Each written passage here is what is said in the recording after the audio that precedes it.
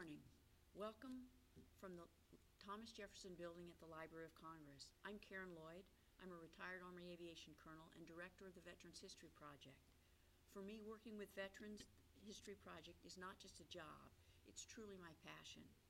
As a veteran, as the child of a veteran, as a sibling of veterans, as the widow of a veteran, I appreciate every opportunity we have to learn about these remarkable individuals and am overwhelmed by the gratitude to others who appreciate their service as I do. Today we are honored to welcome Representative Darren Soto and his team into the family of members of Congress who understand the importance of veterans' stories and the Veterans History Project. Our mission is to collect, preserve, and make accessible these precious memories, first-hand remembrances from our nation's veterans, so that future veterans will better understand their selfless service. I understand that your office started interviewing veterans last November, and from what I've heard, you've had some phenomenal success, and interviews ranging from the comical to the poignant to the enlightened narratives. I hope the enthusiasm which your office has shown is infectious, and that it serves to inspire others in your community to reach out and listen, really listen to the veterans in your community. Monday is Memorial Day, and this is a day I hope, before everyone starts their festivities, they will take a minute to remember those who gave their lives in service to our country, the ultimate sacrifice. While paying tribute to these individuals who gave their lives for our freedoms, consider interviewing veterans in your lives so that more of those veterans' voices from Florida's 9th District can be heard and celebrated. Thank you for being here to support our mission, and we look forward to many more donations from Florida's 9th District.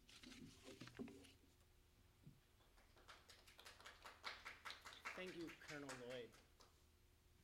It's a tremendous honor to be here today, and we thank you for your warm welcome. Roughly 1,500,000 veterans call the great state of Florida home. I'm humbled with every opportunity I have to connect with the people in our community and want to highlight the great men and women who selflessly served our country. Unfortunately, their stories often go unheard. That is why I am grateful to the Library of Congress and the Veterans History Project for allowing us to reach out to these individuals and tell their stories so that our community and our nation as a whole will better understand the history. We may never be able to fully repay our veterans for all that they have done, but this project is a great way to acknowledge and genuinely honor these men and women by archiving their firsthand memories with the Library of Congress. I'd like to share a little bit about the individuals who we had the privilege of interviewing. First, I got to interview Sergeant Richard Hall, a Tuskegee Airman who was born in Georgia, called Winter Park his home for most of his childhood, who then was swiftly sent away after leaving college to join the Tuskegee Airmen as a mechanic.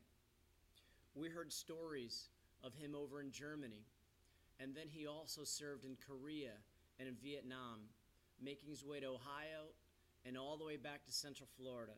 His theme was, "I'm just a Central Florida boy trying to get home."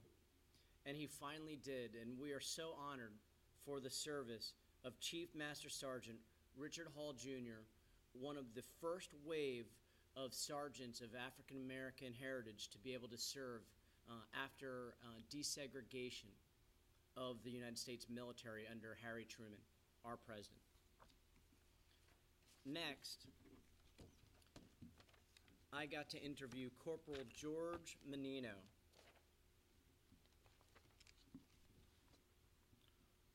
Corporal Menino was born and raised in Boston, Massachusetts.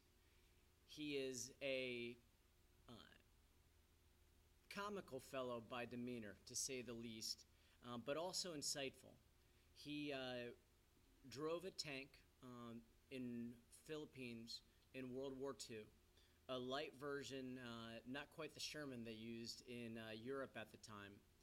And we saw countless photos of him with the men and women who served with him. He recounted a troublesome trip across the Pacific and how he thought he wasn't going to make it, but 60 days later he made it there.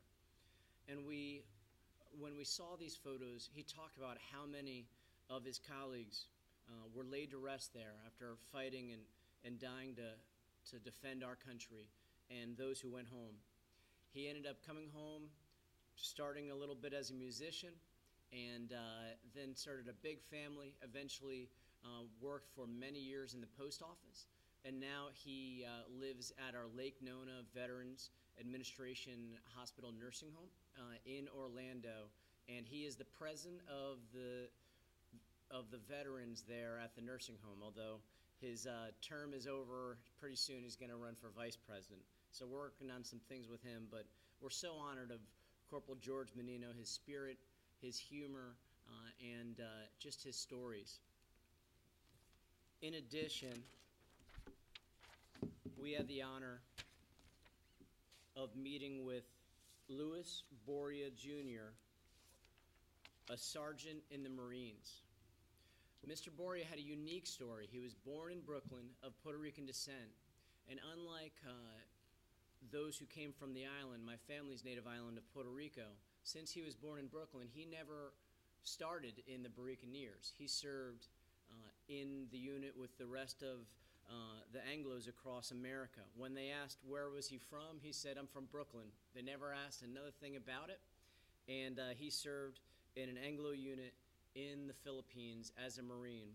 When he came ashore, the only resistance they initially met were women and children hugging and kissing them for being so thrilled that liberators had gone ashore. Of course, they faced serious opposition once they reached a lot of the jungles of the Philippines.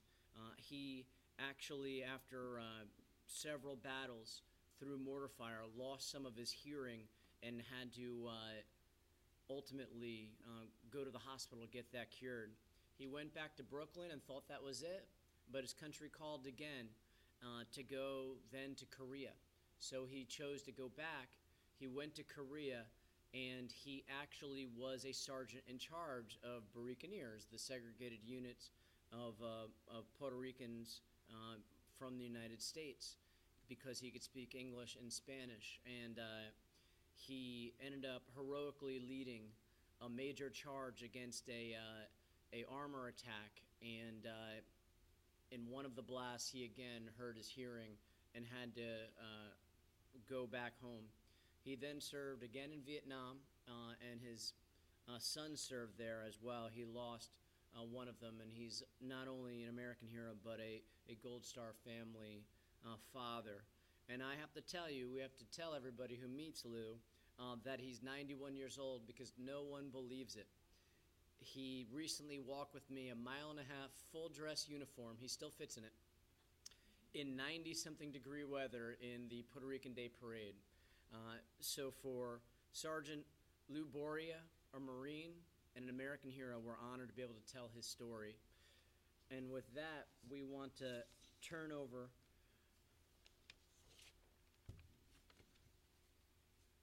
these for your archives. And I just want to end by saying we have Memorial Day coming up, and while we recognize these veterans, we also take a moment to remember all those who they served with who didn't come home. They talked quite a bit about their colleagues, and when they had photos, were able to talk about who unfortunately died in the line of duty. And so we're happy to be here on Memorial Day to remember those brave heroes who lost their lives in the Pacific, in Europe, and thank you again, Colonel Lloyd, for this opportunity. I am absolutely honored to accept these on behalf of the American public, and thank you so much for all the work that you did. And what I would like to do is give you a Veterans History Project coin. I don't give these often. This is about the 10th that I've given out, and I've been here 18 months. So thank you for all the work that you do, and look forward to working with you and your team in the future. And we'll keep it up. Thank you, Colonel Lloyd, and we'll be looking forward to highlighting this in our office. Come by anytime, and Longworth, 1429. Thank Thanks you again. so much.